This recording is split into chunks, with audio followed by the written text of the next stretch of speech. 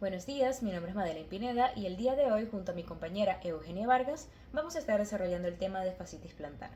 La fascitis plantar es una de las causas más comunes de dolor en pie y talón e implica una inflamación de la fascia plantar. Los temas a desarrollar el día de hoy, primero, un breve recuento de la anatomía, posteriormente hablaremos un poco sobre la epidemiología, etiología, factores de riesgo, síntomas y signos, imágenes, métodos diagnósticos, diagnóstico diferencial y tratamiento. La fascia plantar profunda se trata de un tejido grueso, blanco perlado que se extiende desde el tubérculo calcáneo hasta los flexores digitales de cada falange proximal. Tiene una porción central que es siempre la más gruesa y se va a adherir al proceso medial de la tuberosidad del calcáneo. Además cuenta con una porción lateral que se origina asimismo en la cara más lateral de la tuberosidad medial del calcáneo y va a cubrir plantarmente la superficie del músculo aductor del quinto dedo. Es gruesa proximalmente y se va haciendo más delgada distalmente, al igual que la porción central, pero es mucho menos espesa. Se va a dividir en dos bandas, una medial en relación al aductor del quinto dedo que se inserta en la tercera y cuarta articulación metacarpofalángica y una banda lateral que se va a insertar en la base del quinto metatarsiano y se convierte entonces en el ligamento calcáneo metatarsiano. La fascia medial, por otra parte, es mucho más delgada, es la más delgada de las tres y tiene su origen en la zona más medial de la tuberosidad del calcáneo, prolongando el retináculo flexor del pie y cubre plantarmente también la superficie del músculo aductor del hallux hasta insertarse en la primera articulación metacarpofalángica.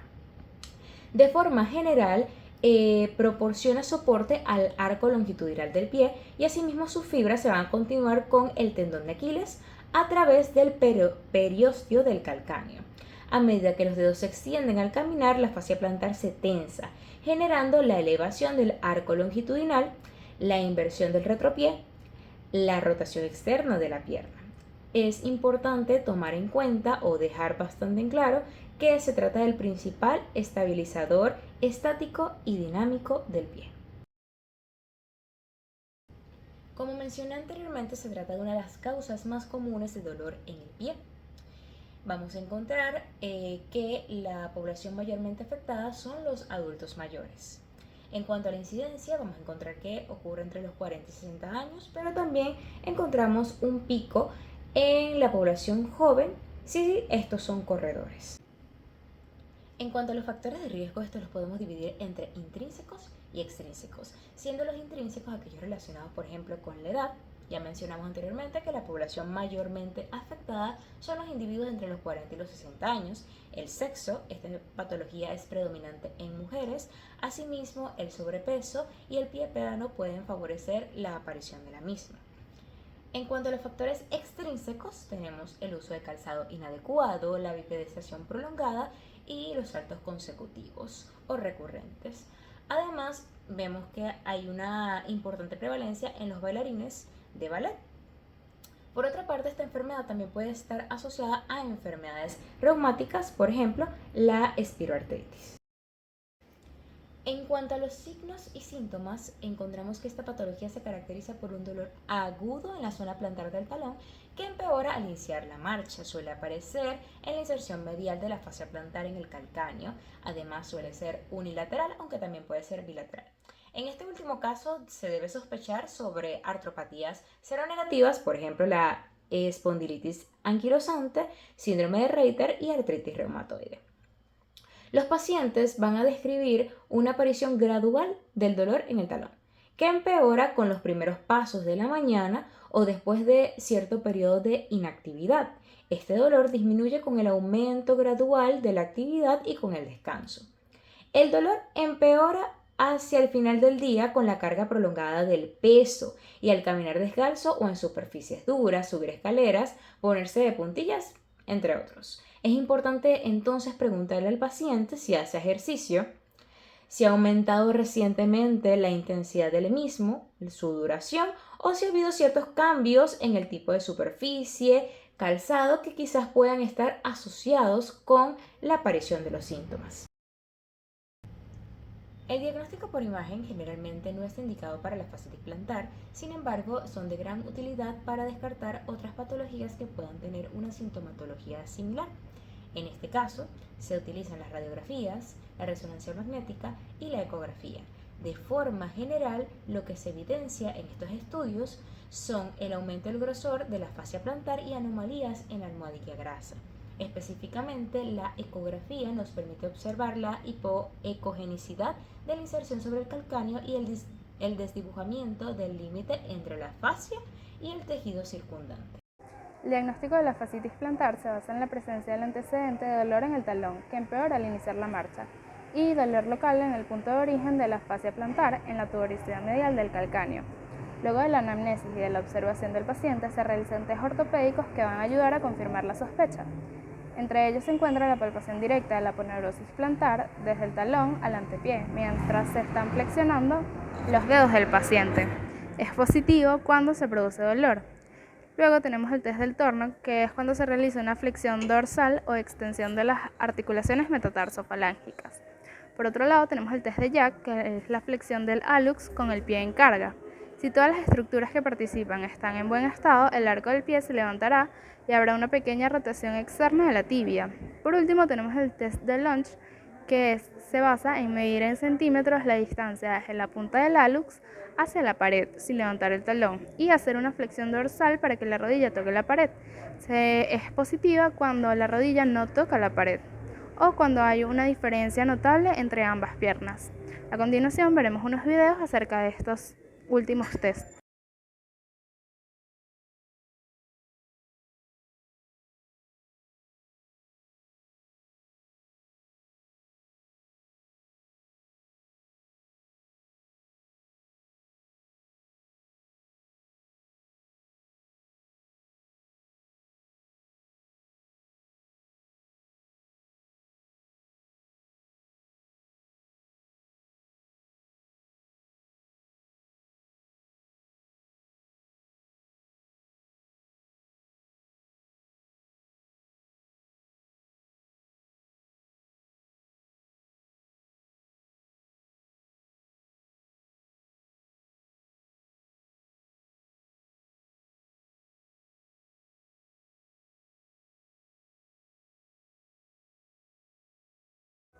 No se van a realizar estudios de imágenes como diagnóstico de rutina, ya que en la mayoría de los casos la fascitis plantar se diagnostica clínicamente y los estudios de imagen tienen una utilidad limitada para confirmar el diagnóstico. Como diagnósticos diferenciales vamos a tener diferentes causas. Los primeros van a ser de causa neurológica, en donde tenemos el síndrome de compresión de nervios, en donde hay dolor, parestesia y entumecimiento de la planta del pie, causados por un atrapamiento del nervio.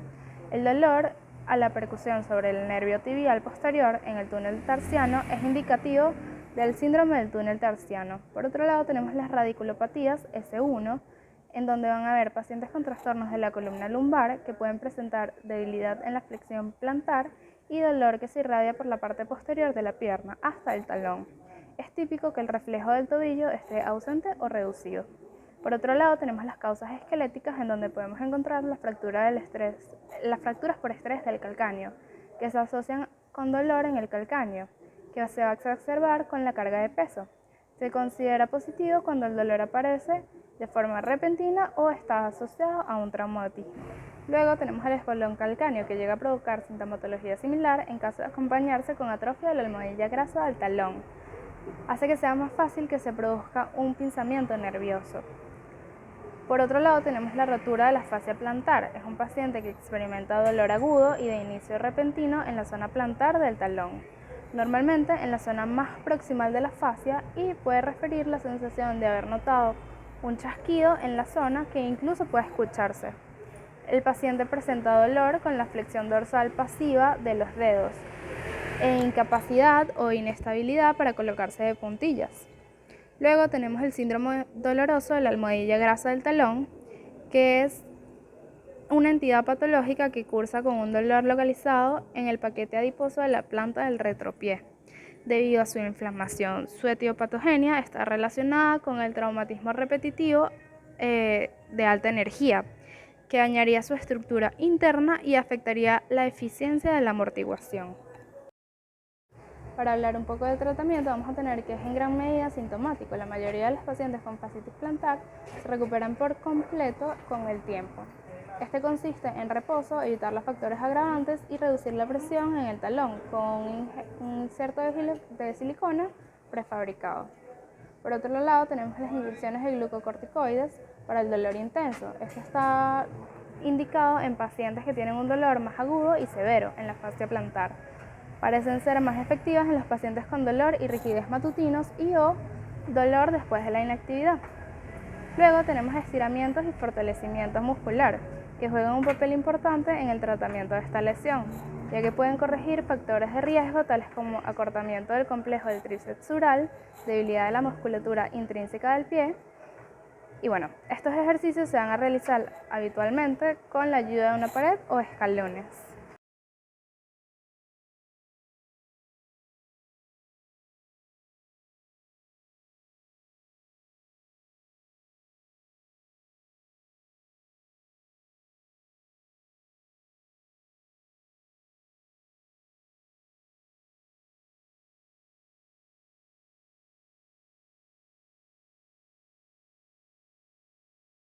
Muchas gracias por su atención.